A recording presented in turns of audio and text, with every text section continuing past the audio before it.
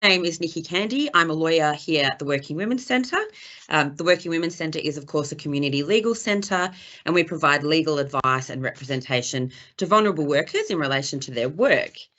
We're very privileged to have joining us today for this webinar, not one, but two commissioners from the Fair Work Commission who have agreed to come and share their knowledge with us.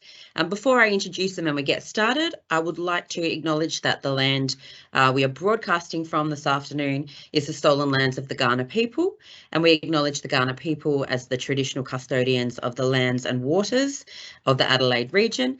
We honour elders both past and present and acknowledge their connections with their land, waters and community. So we're here to get some tips about self-representing in the Fair Work Commission, and who could be possibly better placed to offer those tips than Fair Work Commissioners themselves. So we are joined today by special guests, Commissioner Hampton and Commissioner Platt of the Fair Work Commission. Both commissioners are based here in Adelaide and are the very commissioners you are likely to be coming before when you're self-representing in the Fair Work Commission, if that's in a member-assisted conciliation conference or in a hearing. So welcome to both the commissioners, and thank you so much for generosity of your time today. One final matter before we get stuck into it is that the commissioners and the Working Women's Centre are not providing legal or professional advice in this webinar. The commissioners will be providing general information and will be summarising what can be in some respects quite complex material. So anyone involved in their own proceedings should seek their own advice. That could be from us at the Working Women's Centre or any other legal or professional advice. So let's get started. So perhaps to set the scene, Commissioner Hampton, could you tell us a little bit about the Fair Work Commission and some of the types of matters that come before you? Sure. Thanks very much, Nikki, for the introduction. Look, Commissioner Platt and I are very pleased to participate with the Working Women's Centre in presenting this seminar. We also associate ourselves with your acknowledgement to country. Now, look, the Fair Work Commission is a major national institution that directly or indirectly impacts on most employers and employees in Australia. And the chances of you and your clients meeting or engaging with the Commission is much higher than any other justice system. And so we're very keen to provide information to assist everyone in that regard. Now, the Fair Work Commission is often described as the National Workplace Relations Tribunal. It is established under the Fair Work Act 2009. That's an act of the Commonwealth Parliament. So it's a national or Commonwealth system rather than a state tribunal. It's sometimes also referred to as a quasi-judicial tribunal, and what that means is, look, it's not a government agency or a government department, so it's not like a government agency. It's not like the Fair Work Ombudsman, for instance. It is a tribunal that deals with matters provided by the Act, that fall within the Commission's jurisdiction, which is the legal term that's used. It does not investigate matters, but deals with applications that are brought before it, and it does so, in accordance with the role that the Fair Work Act gives to the Commission. We generally seek to conciliate most matters, and where the Commission's empowered by the Act to determine the outcome, we conduct hearings or arbitrate or determine the applications based upon evidence that's given in the normal way, very much in the way that a court might deal with evidence, and of course applying the terms of the legislation. So that's the nature of the tribunal. The major matters that we consider and deal with include the annual wage review that sets the minimum wage and modern award wages in Australia. We also establish and maintain modern awards, which apply to many employees in the national system. We deal with enterprise agreement approvals. We deal with a whole class of collective disputes, both sort of bargaining disputes and disputes in workplaces. And we also deal with a large number of individual disputes or grievances, such as unfair dismissals, what are known as general protections applications or claims, and stop bullying and sexual harassment applications. Now, it's these individual matters that you and your clients are most likely to be involved with as self-representing workers, and Commissioner Platt's going to provide an overview in relation to those particular matters in a moment. Now, in terms of coverage, it's probably helpful to understand who's in and who's out of the system. Look, in general terms, all employees in the private sector in South Australia are covered, together with Commonwealth public servants or Commonwealth public employees. And some state government corporations are also in the national system, and they are generally called national system parties, and therefore they're covered by the Fair Work Act and fall within the scope of the Fair Work Commission. Now, who's excluded? Well, look, it's slightly complex, but at least in general terms, with one exception, which my colleague will address in a moment. Generally speaking, South Australian public servants are not included as national system parties and therefore not within the scope of the Fair Work Commission. Now, the Commission is a national body. It's based in every state and territory. There are 3 members who are based in Adelaide, including Deputy President Anderson as the third of the trilogy. Now, I should, though, indicate that because we're a national tribunal and we deal with a large number of matters online or by telephone, your matter may be dealt with by any member of the Commission, but having said that, it's probably more likely than not that initially, at least, your matter will be dealt with by one of the Adelaide-based members of the Commission. Now, just in terms of the range and number of matters we deal with, look, nationally we deal with about 30,000 applications each year. And we conduct approximately 13,000 hearings and conferences per annum. So it's a very busy, popular tribunal. Of those, that is, of the 30,000 applications, about 13,000 are unfair dismissals. So that's certainly the majority, the most significant jurisdiction we have. And there are about 5,000 general protections matters, which is the other type of application we're going to deal with today. So that's a large proportion of our overall caseload. Now, the great majority of cases that we deal with involve one or more of the parties being unrepresented. And the significance of that is our information, our systems and our processes more generally are designed to enable self-representing parties to understand the system, to make application and provide responses and to participate in the processes. So in terms of any self-representing potential applicant, you should feel very comfortable about making an application, engaging with the Commission and ultimately participating in conferences and hearings to the extent to which that's necessary. So look, that's a broad overview, Nikki, of the Fair Work Commission, how we're established, what we do and who we are. So against that background, Commissioner Platt's going to provide some overview of the major individual applications, which is the focus of this summer. So I just want to talk about the differences between an unfair dismissal application, a general protections application and an unlawful dismissal application. So an unfair dismissal application is really a question about was the dismissal unfair due to it being harsh, unjust or unreasonable. So obviously you need to be an employee and you need to be dismissed, and then we look at the basis of the dismissal. Applications need to be made within 21 days of the date of dismissal, and whilst there's provisions for extension of time, they're quite difficult to obtain, so better to get it in on time in the first place. You need to have met the minimum employment period, which in the old days people used to call a qualifying period or a probationary period, and that is 6 months for a large business or 12 months for a small business, which is 15 people as at the time of dismissal.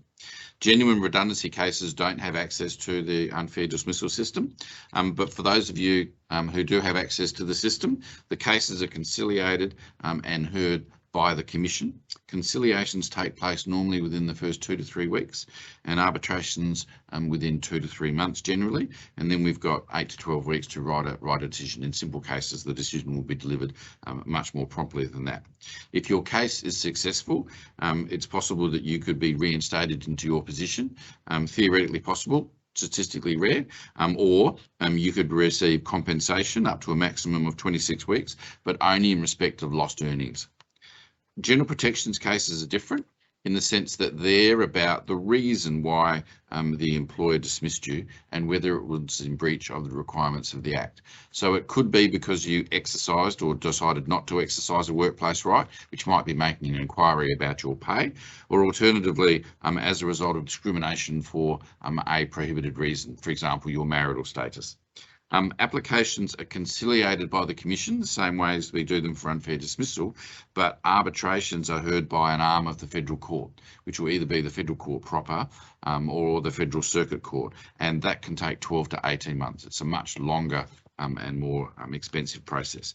Again, applications for general protections matters need to be made within 21 days of the date of the dismissal. And if you're successful, the remedies are a little bit wider than in the unfair dismissal jurisdiction, because in addition to reinstatement and compensation, you could also receive damages and penalties. However, a general protections application is not substitute for an unfair dismissal application. So if for some reason you don't meet the minimum employment period, don't automatically think that a general application is the appropriate one, because there needs to be proper grounds to make the application. The last type is the unlawful dismissal. Sounds really good, sounds very appropriate for someone who's been terminated inappropriately, but they're only available to people who can't bring a general protection application. And in reality, that only applies to state public servants. I've seen one in the last 7 or 8 years in my time. So that's your differences between general protections applications and unfair dismissal applications. Fantastic.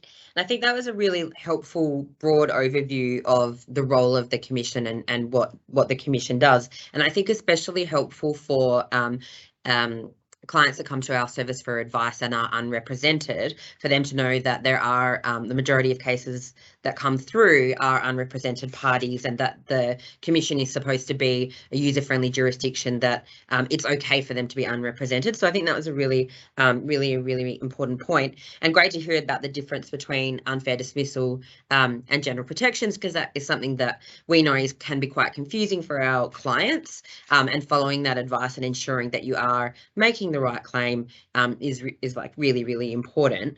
So on that, having that understanding now about the different types of applications, what tips would you have about making an application in the Commission? All right, Nikki. So we've got 2 tips associated with filing or making the application. As probably is already clear, that applications are, generally speaking, the way proceedings commence in the Commission. So for an unrepresented party who's going to be an applicant, for instance, the application is important. But there are a few important considerations associated with that, and we have 2 tips connected to that. So the first tip is think about the type of application and where you wish to end up, or put another way, what is the outcome that you're seeking, and does the form of application enable that to be a potential outcome? So, for instance, Commissioner Platt has explained the difference between unfair dismissal and a general protection. So if we just use that as an example and as the most likely choice that might need to be made. So the sort of things that you might think about are, firstly, am I eligible to apply? That's particularly in terms of an unfair dismissal application. Do I meet the minimum employment period, etc.? Secondly, what sort of outcome am I after? So both have, compensation as well as reinstatement. The potential monetary outcomes from a general protections are much higher. However, in order to ultimately proceed and have a successful outcome determined in most cases by the court, that's a very long and legalistic process, which might mean that you're committed to an application that might go on for 12 or 18 months. Whereas the unfair dismissal, the monetary outcomes are more confined, both as to the scope of matters that might be considered and also the sort of the limits on what can be awarded. That is a much more informal process, much more accessible, and also one that will happen much quicker than ultimately a general protections application. So both have conciliation as their first step, subject of course to falling within the scope of the laws, but because there are different outcomes and different processes, then one of the things that a self-representing applicant might think about as well, what I want to get out of it, am I prepared to make the sort of investment in my own time and commitment and emotional and mental health to see a matter right through to the court? And if that's the sort of outcomes I'm after, I'm prepared to do that, then that might make a general protections, providing, of course, there's a proper basis for the application. If not, and I apply, then it might be the unfair dismissal matter is the right way to go. So look, we can't obviously give advice about that, but it's worthwhile at that point before making application, read some material, try and get some advice, try and think about what's the outcome I want and which is the particular form of application. As Commissioner Platt has said, they are both about dismissals, but they're not the equivalent of one another. So that's an important decision to make right at the start. The Yeah, I second think thing is, oh, sorry to cut you off, Commissioner, but we do often have a circumstance where we'll have a client or someone who's seeking advice, and they are eligible for both type of application and have been dismissed for a reason that may constitute an unfair dismissal, but might also fall under the general protections. And so we'll get asked for advice on, which one should we do. And obviously the factual circumstances of their particular scenario is really important, but also those considerations you raise, like how much time are you going to invest in this, and knowing those outcomes down the road is really important to factor into your decision making. So I think that's really helpful. yeah. Okay, so the second tip is about filling in the application itself, and they are actually related. So, for instance, one of the ways in which a self-representing party might decide whether they're making the right form of application is try and fill out the application and make sure that it appears to be asking questions that are relevant to the case. It's just one way of ensuring that. The other thing is there are what are known as eligibility checkers on the Fair Work Commission's website, which also would provide a self-representing party with at least access to some information that help them make an informed decision about that. So in terms of the application itself, I think our second tip is keep it simple and to the point. So the applications documents that the Commission use are basically question and answer documents. So they ask a series of questions about who the applicant is, who the respondent is, what are the it asks questions that go to whether or not it's likely to fit within the scope of the form of application, but also asks questions about what occurred and when and who, etc. So what we would suggest is that, as far as possible, particularly in terms of the substance of the application, fill out the details in a chronological order. That is the order within which the events occurred. So what happened, who was involved. Try and use dot points rather than long blocks of prose or writing. Respond to the questions, and if you're unsure about what the question is after, just use your best endeavours. So look, there will be an opportunity later through the process that we'll run through to further explain your position, and obviously we'll have the opportunity to provide further materials, but it is the chance to start the application on a positive footing. So keep it simple, deal with relevant matters, answer the questions. You can also attach relevant documents such as contracts for employment termination, letters, warning letters, medical certificates, whatever you've got. As I said, it's not the last opportunity to provide this material, but it is an opportunity, and it's obviously something that you should do as well as you can. Now, I should also indicate, and you heard Commissioner Platt talk about the time limit. So both of the two applications we're talking about today have a 21-day time limit with the capacity under exceptional circumstances to extend them. What's important is that the time of lodgement is the time the Commission receives the document. So an application can be filed online, which is quite common these days. It can be lodged in person by coming to what's known as the registry or the front counter of the Commission. That's less common these days. Or it can be sent by post.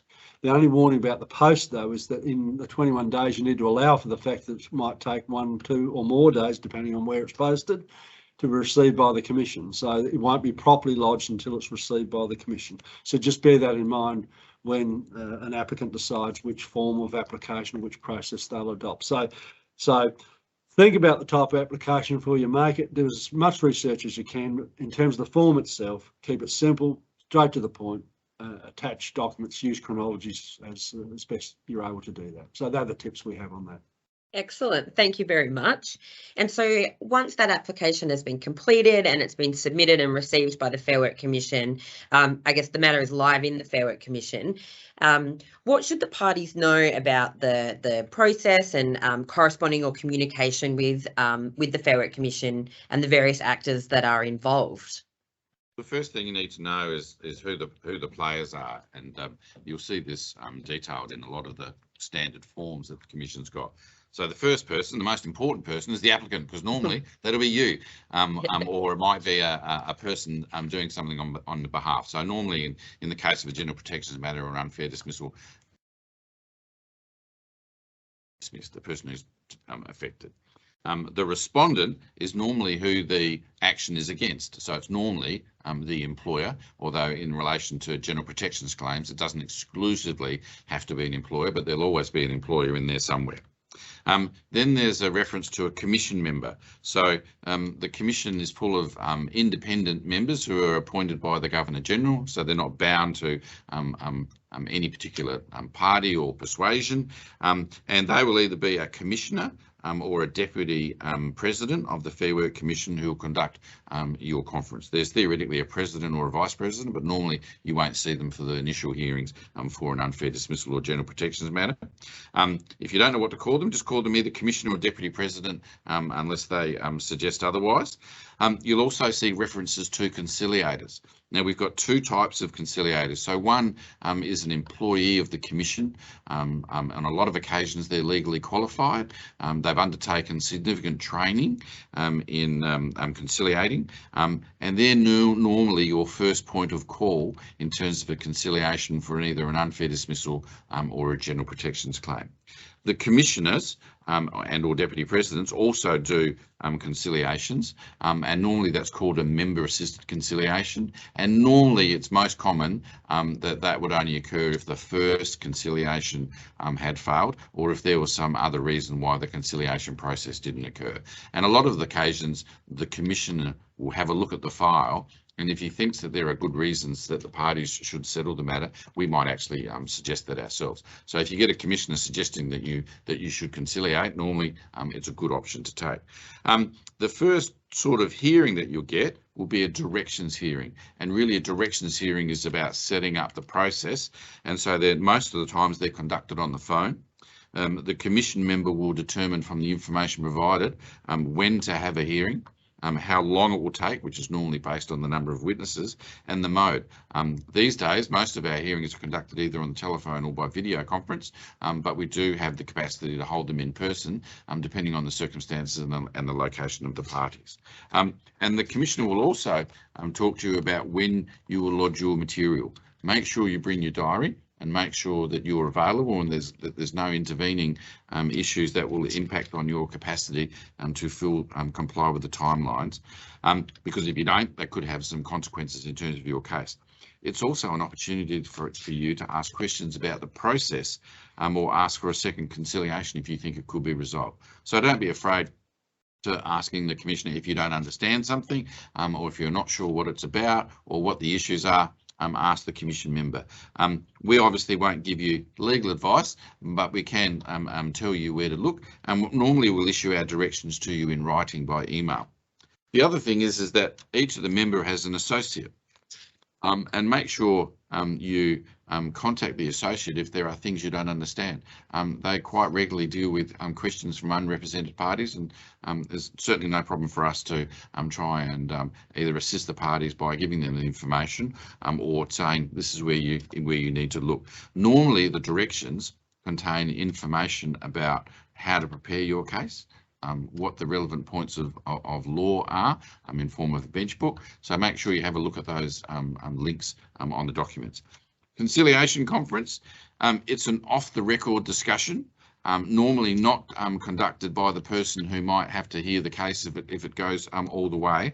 And that commission member normally tries to identify the strengths and weaknesses of each party's case, considers what remedy might be awarded, and then after that facilitates a discussion to try and get the parties to agree on a basis that they can settle their differences without going through the time, the cost and the delay of having a hearing. About 80% of our cases settle by conciliation. And conciliations also are conducted on the phone or a video conference, and sometimes a lot really more in person. No records are kept if the matter doesn't resolve. We simply tell the commission member who's hearing the case that the matter hadn't resolved and it will be proceeding. If a settlement is agreed, normally it's recorded in writing. Excellent. Thank you for going through that. That's really good to know.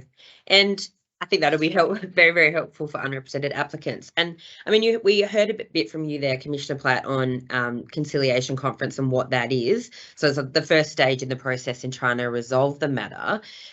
So what tips would you have for parties to set themselves up to do well in the conciliation process? Just before we go that, I'll just raise one other issue. In terms of your correspondence with the Commission, when you send information into the Commission, you need to make sure that as well as sending it to the Commission member, you also send it to the other side. So the whole process is designed to be transparent. So don't send me something that you think would be confidential, like your lawyer's instructions or what you think you would settle for. Make sure, be aware that whatever you send the Commission member is likely to be sent to the other side. So just be aware of that. And when we, as Commission members, communicate with the parties, we will always communicate with everybody at once, even if the question's only for one party, so that everybody can see that what's going on and that it's all above board and there's a level of transparency. The only time that doesn't apply is during a conciliation. You know, during a conciliation, you can say to me, Commissioner, I want to tell you this piece of information, but I don't want you to tell the other side. And that might be sometimes relevant to having a discussion with the Commissioner about the strengths and weaknesses within your case, but not wanting to tell the other party. So now I'll hand over to Peter to tell us about preparing for conciliation.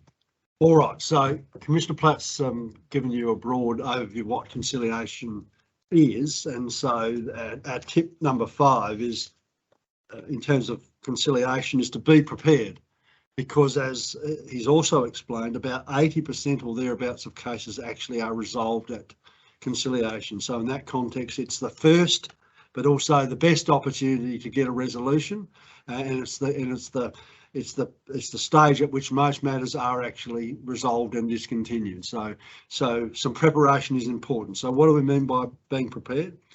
Well, firstly, obviously the conciliation itself is an opportunity for the parties to resolve the member, not for the Commission. So it's fundamentally about each party's position.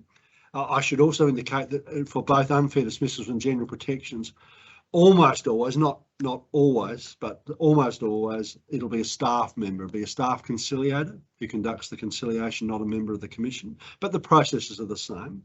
So as I said, it's the first stage in most cases for an unfair dismissal or general protections. The reason it's not always the case is that if there are some what are known as jurisdictional objections, such as the need for an extension of time or an argument as to whether or not the applicant has met the minimum employment period, they may be dealt with first and then go back to conciliation. But I just thought it'd be important to make that clear. So in terms of preparation, firstly, know your case and prepare some notes, put together a chronology of events, particularly reflect on the application and the response, because you should assume that the application, which of course the application would always be sent to the respondent party, that in most cases the ex-employer, and the ex-employer will also have provided a response document, which will also be supplied to you as the applicant. And so you should obviously read the response and be prepared to deal with the issues that arise in the response. But you can assume the conciliator will have read both your application and the response document.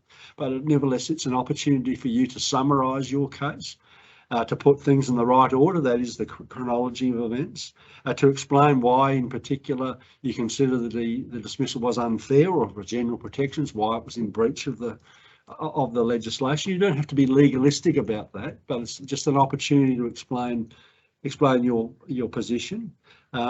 Importantly, perhaps in the chronology, have the other parties' names, the names of individuals and their positions and job titles, because these can be stressful and we often forget the details. So if you've got it written down in order and you've got a little notice to who's who and what they did and what position they undertook and when something happened and something that was important for you to communicate, that'll help you as well.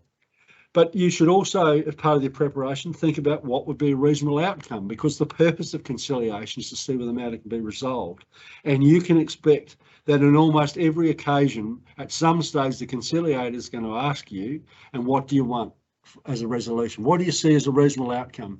And it's really important that you have an answer for that, because that's the fundamental purpose of the conciliation. Now, in terms of where you might get some information about that, the conciliator or the member of the Commission, if it's a member assisted conciliation, might be able to provide some information but won't be able to provide advice. So, for instance, the conciliator will never say, if I were you, I would settle for this, because that's not their role. They're not able to do that. They're an independent party with no particular interest in the matter. It's an independent process.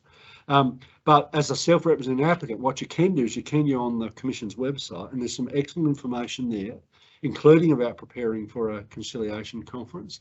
And included in that is the sort of matters that might come up in a traditional or common resolution of an unfair dismissal matter, or indeed a general protections matter. So there are certain sort of monetary terms and non-monetary terms. So you can have a look at that and see whether that is going to be of importance to you, whether that will help resolve the matter.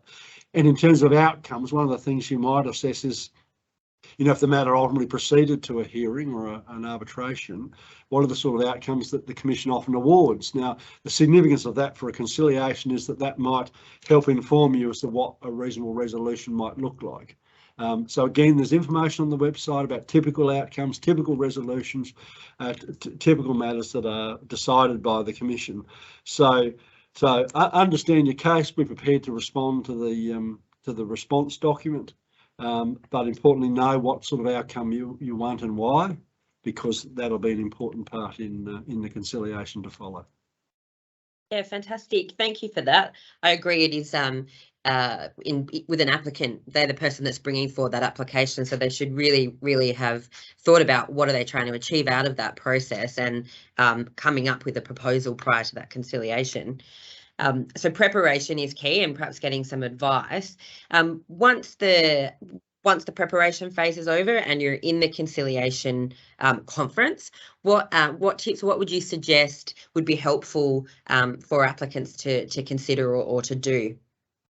Sure. So tip number 6 then, know the process. So have an understanding about what the process is you're involved in. So firstly, the conciliation format, as I said earlier, look, it's an informal process. It's off the record. It's confidential, and you might hear this term used as being without prejudice. And what that fundamentally means is that not only is it conducted in private, but nothing said or done in the conciliation can be referred to in subsequent proceedings. It's strictly an off-the-record process. Nothing can be referred to or relied on. The only exception to that, of course, is if there's a resolution, then a resolution that occurs in a conciliation conference is binding on the parties. But other than that, everything said or done there stays there. So that's the first thing to understand. You can also have a support person, and for an unrepresented party, they don't need to even speak on your behalf, but it is helpful to have someone alongside of you that can give you moral support, but also you can have a discussion with, because in the end, you'll need to be making decisions as you go. So it's helpful to have someone there that you trust and have a support person. Now, obviously, you need to bear in mind that most of these matters are conducted by phone or online. You need to be in a suitable location. You should be ready to start before the time of commencement. And obviously listen to the conciliator, because the conciliator's role is to facilitate the process. They're an independent, and they're there to assist the parties reach a resolution in their own best interests. Now, in terms of the process, generally speaking, either the staff conciliator or the commission member will do some sort of introduction, who the parties are, what the matter is, and how they propose to conduct the conference, and they will often also provide an opportunity for parties to ask questions. So in that context, if you're a self-represented applicant, you don't understand what's going on or the process or whether you can make contribution, ask about it, because it's important that you're comfortable with the process. So generally speaking, the conciliator will then ask the applicant, and if you're the applicant, you'll go first to explain your application, and that's where all this preparation will hopefully stand you in good stead. So it's an opportunity to briefly explain your position, what happened, why it was unfair or contrary to the general protections, your current circumstances, what it is you're seeking and why. So that's the general process, will be to invite an applicant to do that. And then, and you need to be ready for this, is the next part of the process is that the conciliator or the member will ask the respondent to do the same thing. That is, you will then need to listen to what the respondent wants to say, and they'll explain their position. They'll explain, generally speaking, why they take a different view, and they may also respond to any proposals that you might advance. So you just need to be aware that will occur. The commissioner or the conciliator will then sometimes also ask questions of parties when you're giving your presentation. Indeed, that's quite common. And depending on the circumstances, once both parties have had something to say, the conciliator will often make some comments about the important issues that might arise in the conciliation or the matter if it proceeds to an arbitration. They might make some comments on the strengths or weaknesses of your cases.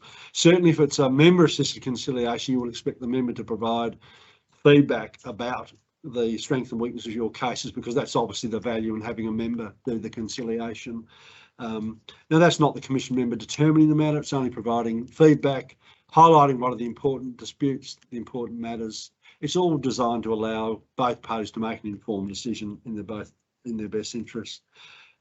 Once the conciliator or member has done that, then generally speaking, the commission member or the conciliator will talk to each party separately. So it's a private discussion, it's a chance to have a debrief, it's a chance to provide further information, and it also allows the commission member or the conciliator to act as an intermediary, that is to communicate proposals and counter proposals and act as a dispute resolver to see whether or not an agreement can be reached. Now, depending on the nature of the matter, if an agreement is reached, then generally speaking, the conciliator or the member will summarise the settlement when both parties are back in the same conference call. Now, in some cases, particularly with a staff conciliator, there might be what's known as a calling off period. So if a party is unrepresented and subject to parties expressing a contrary view, then generally speaking, there's a 3 business day calling off period. In other words, the agreement's not binding and a party, either the employer or yourself as an unrepresented applicant, can call off. That is, you can change your mind about a resolution.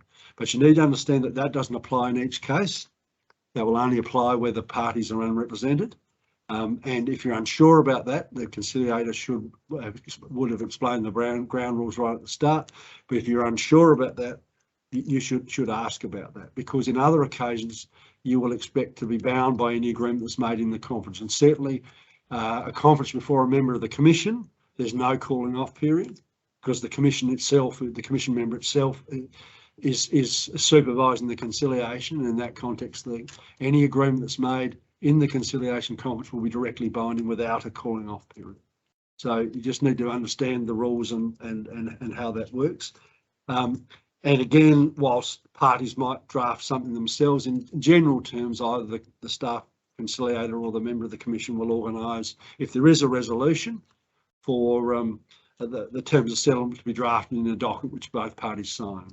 But just again, importantly, subject only to the calling off period, is that the signing of the terms of settlement is not the actual resolution. The resolution is what's reached in the conference itself.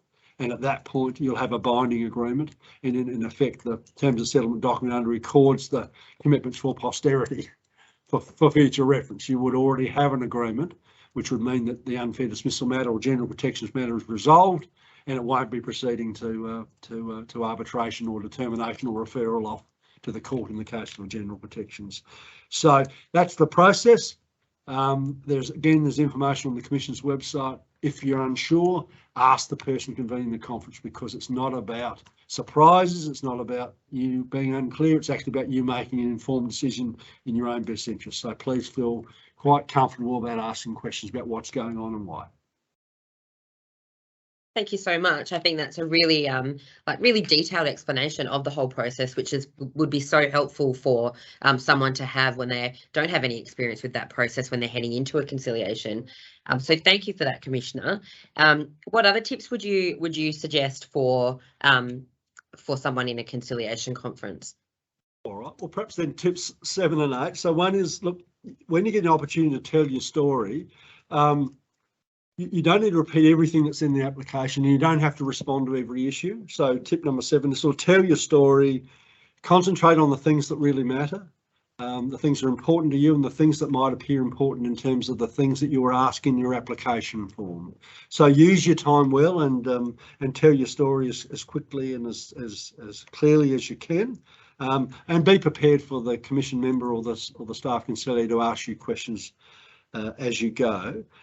Tip number 8 is, look, as I've explained, the conciliator or the member of the commission will be inviting the employer to do the same thing. And some of which that you will hear there you won't agree with, some of which you might strongly disagree with. So just a couple of things about that. Firstly, just bear in mind that the staff member or the member are used to dealing with these matters, and they're used to parties explaining their position, and they don't automatically accept that anyone's position is accurate. So don't just assume because the commission member or the staff conciliator has been told something that they automatically believe it. We deal with a lot of matters and we have a lot of experience, and the conciliators are highly trained here.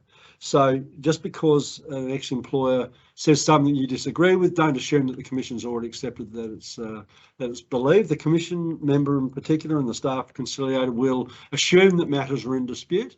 And what's important is to stay calm, focus on the main game, that is reaching an outcome rather than defending every point.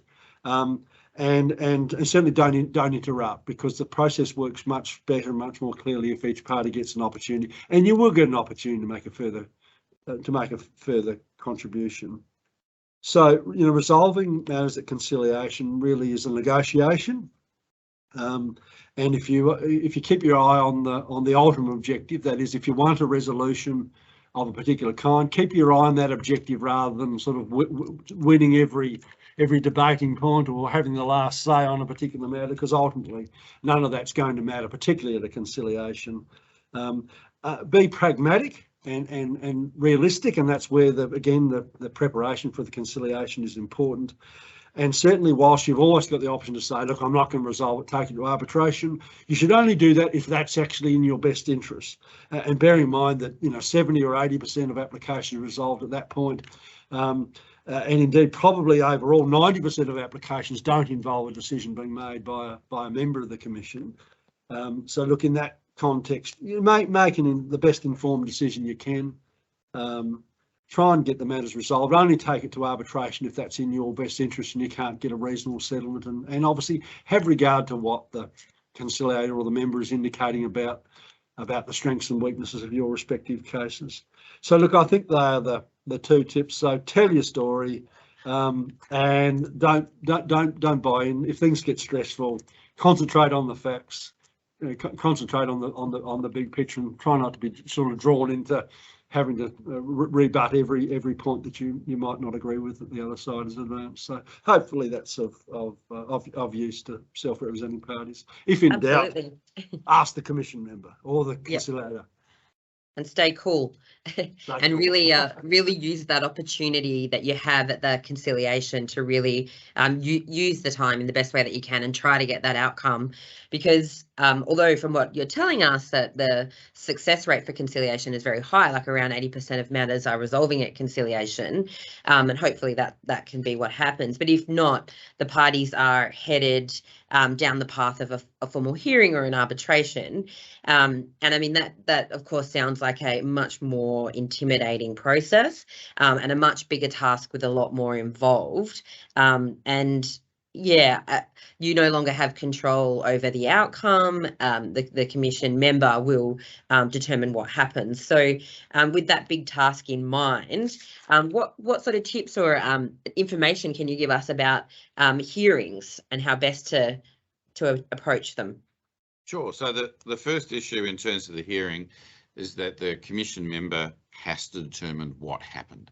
And we will determine what happened from the various accounts of the witnesses. So normally you will be your key witness in an unfair dismissal claim or a general protections claim.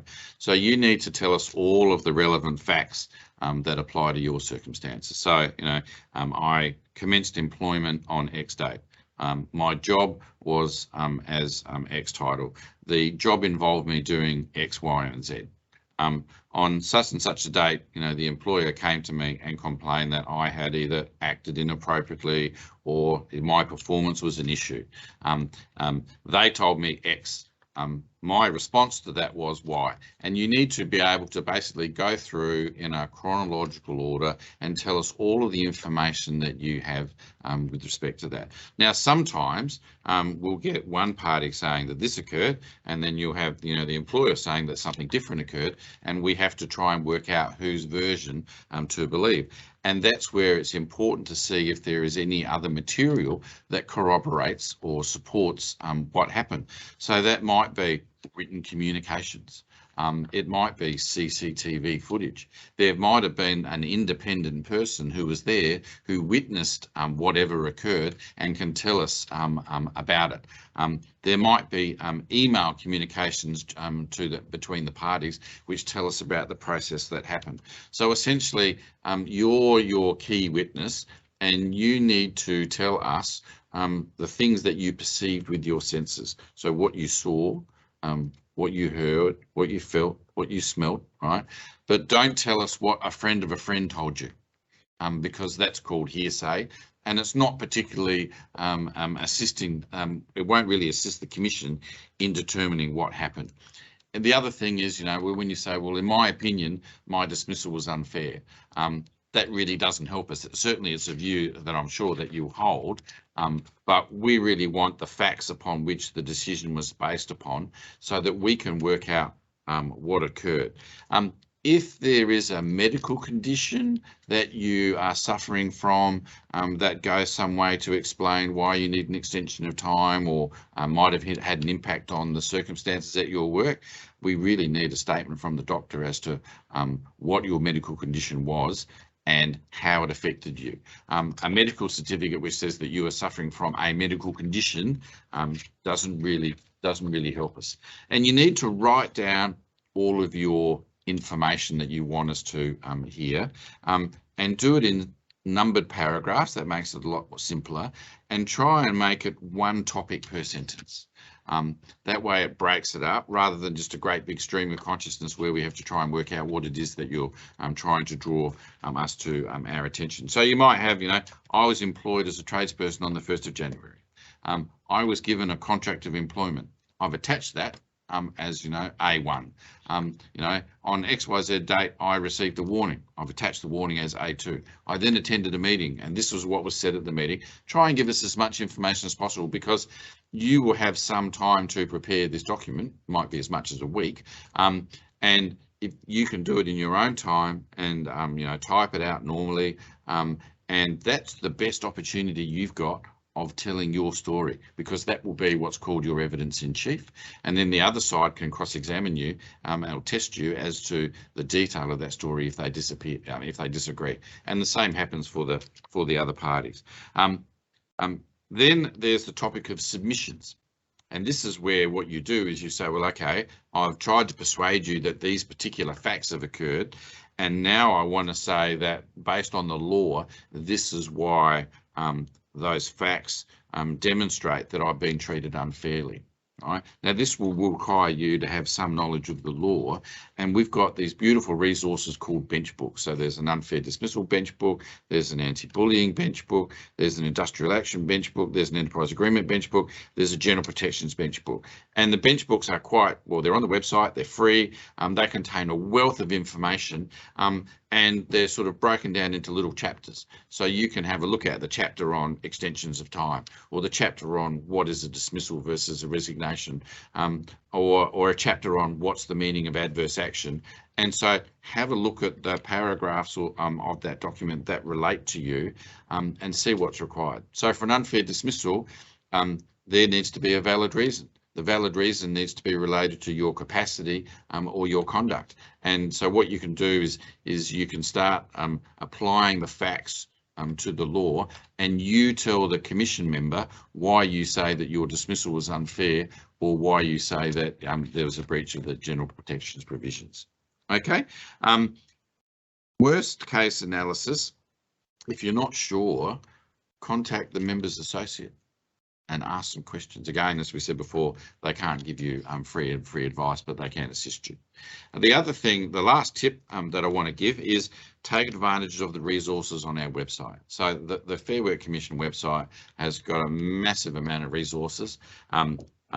You will get guides on how to prepare a statement for a hearing, what the key issues are, how to conduct yourself, what the outcomes are. So make sure you have a look at all of those links. And again, if you don't understand, ring the commission members associate and pick their brains, remembering that they can't give you legal advice. So that's tip tip number 10, make sure you use all the resources, including things like watching this video recording. Fantastic. And I concur, Commissioner Platt, that those bench books that are available on the Fair Work Commission website are such fantastic resources. And we as like legal representatives use them all the time as well. And that's a really great way to get an understanding of the law that you're and the claim that you're trying to make. So I concur. But that's it. We have reached the end of the top 10 tips. It's been really, really so helpful, and we're incredibly grateful for the insight that you've been able to give us. And I know that is going to be extremely helpful for unrepresented parties to try and navigate what is a really unfamiliar and potentially intimidating process. What we're going to do at the Working Women's Centre is collate those tips and create a fact sheet and make that available on our website alongside the recording of this webinar. And yeah, I just remind anyone who's been watching that it has been general information. And if you do want specific advice about your workplace matter, you can contact the Working Women's Centre either by telephone or make an online inquiry, and you can book one of our free 30-minute appointments with one of our lawyers. So thank you again to both of you, Commissioner Hampton, for your time, and Commissioner Platt. That is the end of the webinar. Good evening. Thanks very much. Thank you. Yeah.